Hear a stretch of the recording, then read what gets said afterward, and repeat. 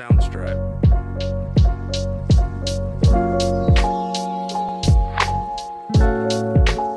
Hey guys, how's it going? There you are. My name's Mary. I'm getting ready to move out of Canada, move into Costa Rica, and these are my adventures in doing so. So today I want to talk to you a little bit about my recent border hop. I went by road into the United States to pick up my mother, who was on her way home from Costa Rica. And so basically I drove my car into the United States. I picked her up right there at the border, and then we came back into Canada. So there's a lot of people that, well, let me say, I'm not vaccinated, so it presents a little bit of complications as far as freedom of movement. And that being said, I will remind you that in the Canadian Charter of Rights and Freedoms, as Canadians, we do have right to movement. They cannot restrict you based on your medical status. It is also written on the first page of your passport that you have freedom of movement. That being said, that is held within Canada. The United States border is not obliged, to the best of my knowledge, to respect our Canadian rights and freedoms. So there are nuances there. Yes, I am Canadian, I am not vaccinated, and I have been to the United States and back with fairly little trouble, and I'm going to tell you about that. So my mom went to Costa Rica for a month. I drove back over the border to pick her up. When I drove into the United States, the border guard did not ask me if I was vaccinated. They did not ask me if I had been tested. None of that. They simply asked me if I had alcohol or tobacco in the car. And I don't know if the ease of me letting cross over was due to the fact that I specifically said, I'm just going to pick up my mom. She's just right there. And then we're coming home. That could be an issue. If you were going to drive across the border as a non-vaccinated person and say, I'm going to Florida for spring break or whatever, they will probably not respond the same way. And that's the thing, is like, we don't know. Everything's a little bit arbitrary. You know, it's kind of always, from what I understand from my questioning to the border agent when I called them, is that it's basically comes down to the decision of the agent that's in front of you. So if you look on the United States Homeland Security website, you will see that they can restrict non-essential travel for non-vaccinated people, and this is what non-essential travel is. Talk, talk, talk, talk, talk, talk. And this is what essential is. Talk, talk, talk, talk, talk, talk. And they both end up at the same place, basically saying, and any other decision, basically, like, it's left open. It all comes down to the agent that's in front of you and you. Your story, why you're going, where you're going, and what you're doing. Okay, so me going into the United States was not a problem. Like I said, she didn't really ask me anything. The one thing I can say about that is that normally when you drive over into the United States, it's a person in a bluish, a navy blue uniform, and they have a badge here, and it's with their flag or it says United States Border Patrol or something like that. And then this time here, it was a police officer in a black uniform, and she had a big badge across here. It said police in big letters. So I kind of got the feeling that either they changed the personnel or they changed their roles. Why? I don't know. Nevertheless, she didn't seem to be interested in the fact if I was vaccinated or not. I told her I was going over to get my mom, and she made sure that it was right there. And so that was dandy. I picked up my mom, we came back, and this is what is interesting for a lot of people, is that we're told that if you're going to come into Canada, or if you're going to fly into Canada, if you're going to take a public transportation, if you're going to take a ferry, an airline, a public bus, whatever it be, if you're going to cross into or out of Canada, you must be vaccinated. That's not true. Not true. It's what they want you to believe, okay? And like, again, like this is packing stuff is falling. This is my experience, and I can't tell you what border crossing to go through. I can't tell you little bits and pieces like that. Everyone's situation is different. Just know that this is based on fear and manipulation and intimidation. When we came back into the United States, the border guard, technically you have to have what they call the ArriveCan application on your cell phone, which I did not have and my mother does not have. The border agent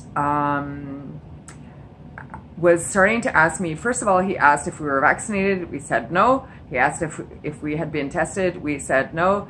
And he proceeded with a couple of questions to replace the ArriveCan app. If you look on Transport Canada, you can find this information for yourself, and you should. You should not just be referring to what people have said on Facebook or what people say on YouTube or whatever. Go to the official sources, go to the base, do your research, read it up. But I'm telling you, if you cannot or do not install the ArriveCan app, they will ask you certain questions. What they asked us is information about our quarantine, how we're gonna get food, and the address of where we were gonna be. And that was pretty much it. And he did ask to see my driver's license to verify the address of where my mom was going to be quarantining. After that, he asked us if we were tested. We said no, and I basically explained that in the Quarantine Act, which is a law in Canada, I believe it is section 15, they can determine if you are ill or have symptoms based on questioning. They are not legally obligated or have the right to insert something, a foreign object or whatever, inside of your body. Therefore, the testing process is not legal or lawful or constitutional, whatever, which one you want to term. I don't know. Maybe somewhere in their legal jargon they've made it legal, but it's not lawful and it's not constitutional. You do not have to insert a foreign object into your body to prove that you are not sick. They can take your temperature, they can ask you questions, they can look at you and see if you're sneezing and have symptoms or whatnot. And so basically I said to the guard that no, we didn't do that, and it's because we refused to insert a foreign object into our body. Fine. He said, so I will give you these tests. He gave us 2 tests each that you were supposed to take on day 1 and day 8, I believe, of your quarantine.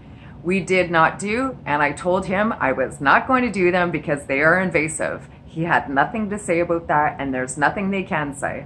The only thing is he basically asked me these questions. He checked my driver's license to write down the address of where we were going to be quarantining, and he gave me the tests, and then he gave me a yellow paper. If you've ever come through and got pulled over through the border, they have these yellow papers, and if you have to go into a secondary check or whatever, it has the reasoning on the paper. So he gave me the paper, he gave me the test, and he said, pull ahead to this building over there, you're going to see the yellow flag, go into there and talk to them. And I said, well, who are they? And he basically said, that's public health. Go and speak to them. So I say, whatever, that's fine. I take the test, we leave, and I pull up to the building. The flag is like dropped over. The building's like this kind of like nondescript kind of like temporary building trailer thing. And we sit there and I'm waiting and nobody comes out, and then we're kind of looking, and then finally after a minute or two this guy comes out, like totally, like no uniform, no identification, no vest or nothing. And this person comes out of this building and says, "Can I help you? Are you looking for something?"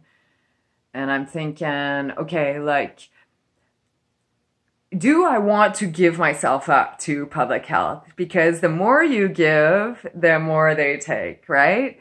So, and I was kind of like, I'm kind of looking and just like, is there a bathroom in there? And he said, yeah, it's the bathroom. And it's like, what is this? Like, are you like public health agent? And he said, yeah. And I kind of turned to my mom and I pretend, do you have to go to the bathroom? She said, no. I said, okay, I think we're good. We don't need to use the bathroom. Thank you. And we drove off. And I honestly questioned whether a border agent was going to be following me with his cherries on, and no, nothing. So we left. And then I basically looked at the yellow paper, what the guy had written, and it said basically like no vax, no test, quarantine, doubt it. So he felt that we were not going to respect the quarantine. And so he sent us to speak with public health, which we did not do. I did not do the 1 and 8 day tests, and there's no backlash.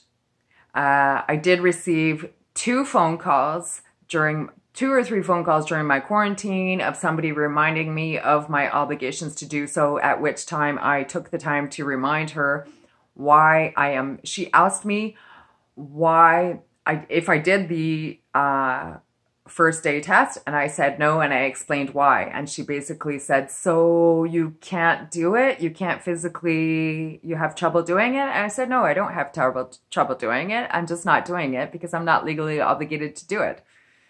And she was kind of a little bit flustered. I think she didn't know how to respond or what to fill out on her form. So I got those 2 phone calls. My mom received 2 visits at the house. The first day was 2 police officers and 2 cars parked outside of my house.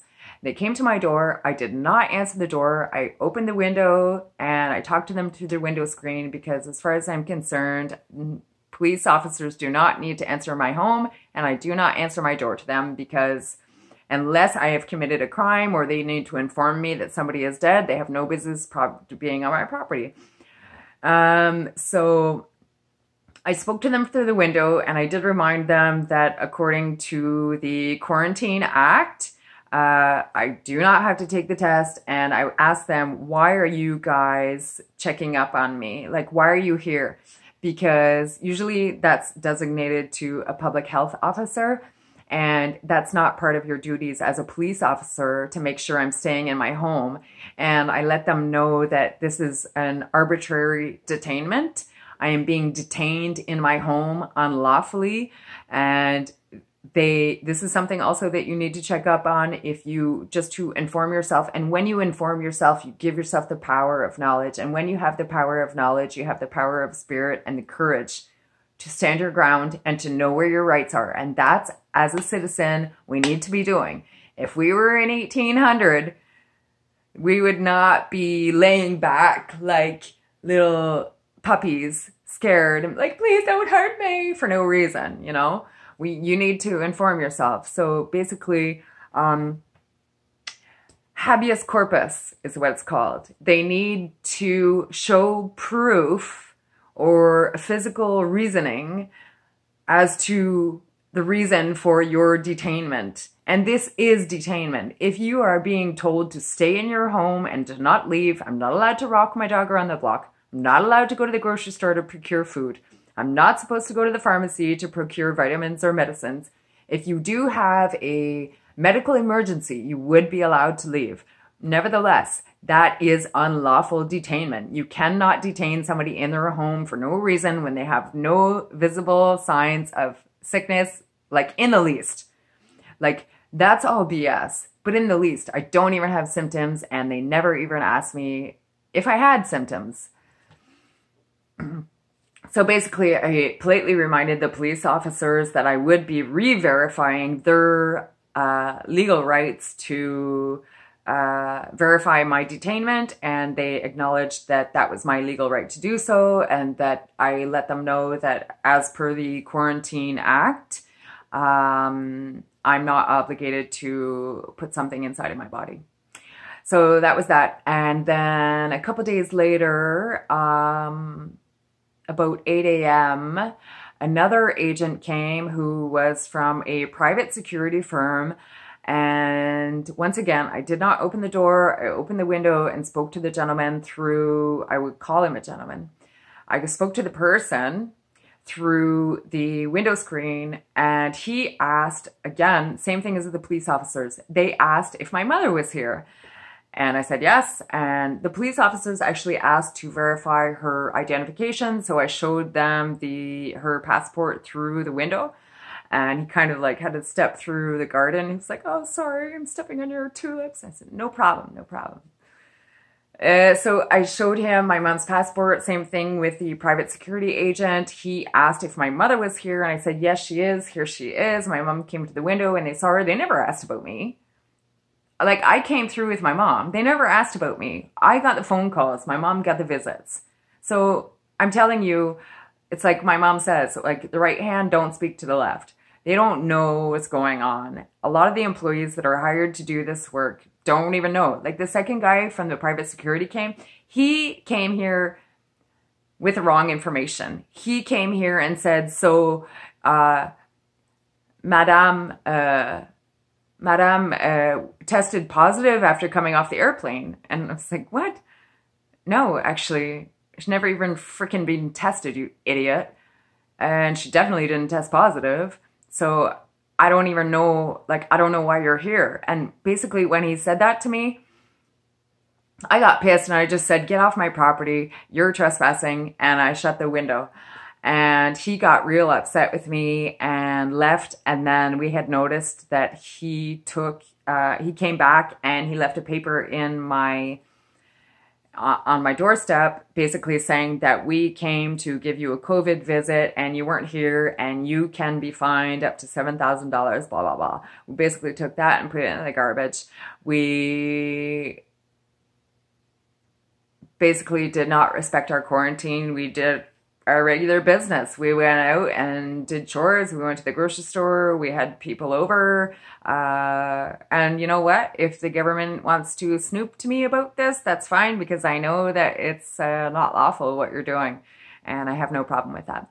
So for anyone who wants to go back and forth across the border and is concerned about quarantine, please know it's all based on fear and manipulation. It's what they want you to believe. It's not really true.